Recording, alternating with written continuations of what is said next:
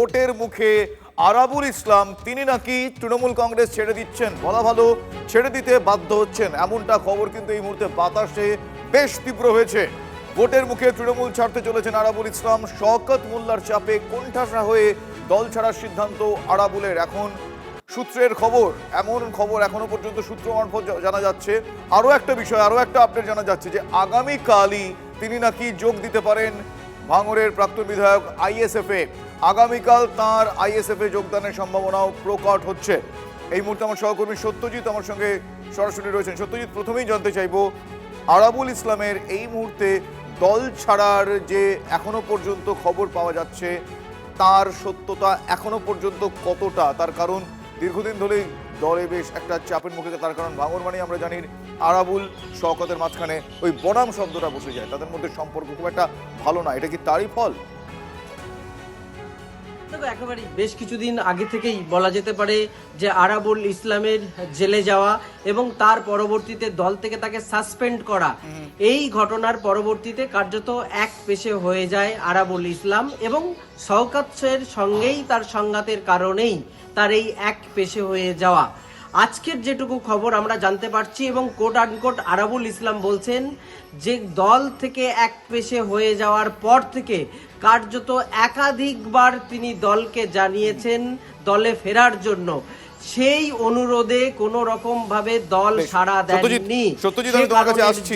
তুমি যেহেতু আরাবুল ইসলাম কি বলছেন সেই কথাটা উল্লেখ করলে, আমি পিসিআর কে বলবো একবার আরাবুল ইসলাম কি বলেছেন সেটা যদি এই মুহূর্তে একবার শোনানো সম্ভব হয়। আমার বলার ভাষা নেই, বুঝলেন, যে নন্দীগ্রাম সিঙ্গুরে ২৬ দিন মমতা বন্দ্যোপাধ্যায় যখন অনশন করে তখন ২৬ দিনই আমি ছিলাম। আর আমার ভাঙড়ের লোক, আমার এই ভাইরা রয়েছে এখানে লোক আছে, তারা বলবে যে ২৬ দিনই আমরা ২-৩ গাড়ি করে লোক নিয়ে যাব, তারপরে সিঙ্গুরে মমতা বন্দ্যোপাধ্যায় ওই ভিতর থেকে বেরোবে। এই পরিস্থিতিতে তারপরে সিঙ্গুরে এই নন্দীগ্রামে পার্থদার সাথে একাধিকবার প্রায় ২১ বারের মতন গিয়েছি। সেখানেও ২বার গুলি হয়েছে পার্থদার গাড়ির উপরে, আমরা নিচে নেমে পড়েছি। এই পরিস্থিতিতে দলটা করেছি। আজকে সেই দল আরাবুল ইসলামকে চিনতে পারল না, আরাবুল ইসলামকে কোনোভাবে তারা বুঝতে পারল না। কয়েকবার 5বার কেস খেয়েছি, 3বার বহিষ্কার হয়েছি। সেই কারণে মনের দুঃখে আজকে তৃণমূল থেকে রিজাইন দিচ্ছি।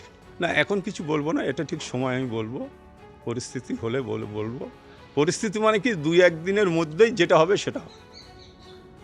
আমরা স্পষ্টতই আপনাদের শোনালাম সত্যজিৎ, আমরা স্পষ্টতই দর্শকদের শোনালাম যে তিনি কিন্তু অভিমানী আরাবুল বলতে পারে। এই মুহূর্তে তিনি বলছেন যে ২৬ দিন মমতা বন্দ্যোপাধ্যায়ের সঙ্গে অনশনে তিনি ছিলেন, পার্থ চট্টোপাধ্যায়ের তিনি একেবারে ছায়াসঙ্গী ছিলেন। এত কিছু বলার পর তার গলায় অভিমানে তার গলা ধরে আসছে, সেটা শুনলাম। তিনি রিজাইনের কথাও জানালেন। কিন্তু অভিমানে রিজাইন করে ঘরে বসে থাকা নাকি অভিমানে রিজাইন করে অন্য দলে জয়েন করে যেই দলের হয়ে অভিমান সেই দলের বিরোধিতা করা, এই প্রশ্নটা এই মুহূর্তে উঠছে নাকি? একেবারে সঙ্গত কারণে সেই প্রশ্নটাই উঠছে। এবং তুমি যেমনটা বলছিলে যে গলা ধরে এসছে অভিমানী আরাবুল ইসলাম, তার পুরানো ইতিহাসের কথা তিনি ব্যক্ত করেছেন এবং সেই সঙ্গে একটি জল্পনাও রেখে দিয়েছেন যে 1-2 দিনের মধ্যে তার সিদ্ধান্তের কথা তিনি জানাবেন। আপাতত তিনি ফুরফুরা শরীফে যাচ্ছেন, সেখানে গিয়ে তার যে পীরজাদার কাছে তিনি যান, সেখানে তিনি গিয়ে কথা বলবেন, কথা শুনবেন। সেই বিষয়টা তিনি পরিষ্কার করেই ইতিমধ্যেই বাড়ি থেকে তিনি রওনা দিয়ে ফুরফুরা শরীফের উদ্দেশ্যে তিনি রওনা দিয়েছেন। কিন্তু তার গলায় যে গলা কেঁপে আসছে এবং তার যে অভিমানের সুর, সেটা কিন্তু স্পষ্টত। এবং তার ইতিহাস তিনি ব্যক্ত করলেন যে দীর্ঘদিন ধরে এই ভাঙড়ের রাজনীতিতে তিনি যেমন সক্রিয় ভূমিকা পালন করেছিলেন, তেমনি দলীয় কাজে নানা জায়গায় আরাবুল ইসলামের ডাক পড়ত। তিনি এই ভাঙড় থেকেই কিন্তু সারা রাজ্য জুড়ে কার্যত মমতা বন্দ্যোপাধ্যায়, কখনো পার্থ চট্টোপাধ্যায়ের সঙ্গে সঙ্গ দিয়েছিলেন বিভিন্ন রকমের সময়ে। এবং তুমি জানো যে 2006 সালে তখনও কিন্তু সারা রাজ্যে ক্ষমতায় আসেনি তৃণমূল কংগ্রেস। যে কটি আসন তৃণমূল কংগ্রেস পেয়েছিল তার মধ্যে অত্যন্ত গুরুত্বপূর্ণ আপডেট আমি আবারও দর্শকদের জানাবো। ভোটের মুখে তৃণমূল কংগ্রেস ছাড়তে চলেছেন আরাবুল ইসলাম। আচ্ছা, আইএসএফ বিধায়ক নওশাদ সিদ্দিকীকে আমরা এই মুহূর্তে টেলিফোনে যোগাযোগ করতে পেরেছি। নওশাদ, আমি আপনার কাছ থেকে জানতে চাইবো যে আরাবুল ইসলামের এই মুহূর্তে দল ছাড়া, তিনি অভিমানী, একরাশ অভিমান তার গলায়, ক্ষোভ নয়, তিনি অভিমানের কথা বলছেন যে দিনের পর দিন তিনি তৃণমূলের হয়ে করেছেন কিন্তু তৃণমূল তাকে বোঝেনি। কি ডিসিশন নেবেন সেটা এখনো জানাননি। শোনা যাচ্ছে তিনি নাকি আইএসএফ জয়েন করছেন। প্রথমত এদেরকে তৃণমূল ব্যবহার করেছে, ইউজ হয়ে যাওয়ার পরে এদেরকে ফেলে দিয়েছে দুঘেল গায়ে। এদের বলতে আপনি আরাবুল এবং আরো অনেককে বলতে চাইছেন? আরো যারা আছেন, এখন দেখুন না, শাহজাহান শেখের নাম এরা নিচ্ছে, জেলে তিনি পড়ছেন। এই ধরনের অনেকেই আছে, সুমাইয়ের সাথে ব্যবহার হয়, ব্যবহার হয়ে যাওয়ার পরে ছুড়ে ফেলে দেয়। এটা তৃণমূল কংগ্রেসের একদম এটাতে সিদ্ধ হচ্ছে। হুম। এখন বিষয় হচ্ছে আরাবুল সাহেব কোথায় যাবে। অফিসিয়ালি এখনো আরাবুল সাহেব মনে হয় দল ছেড়েছেন, ঘোষণা করেন।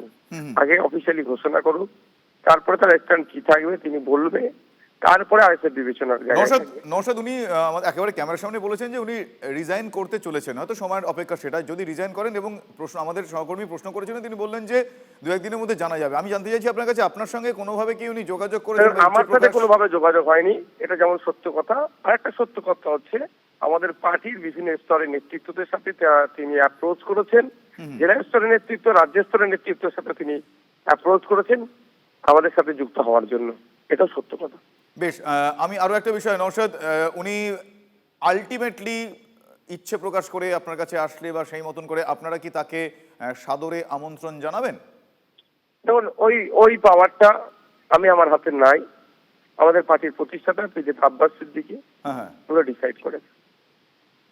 থ্যাংক ইউ নওশাদ, ধন্যবাদ।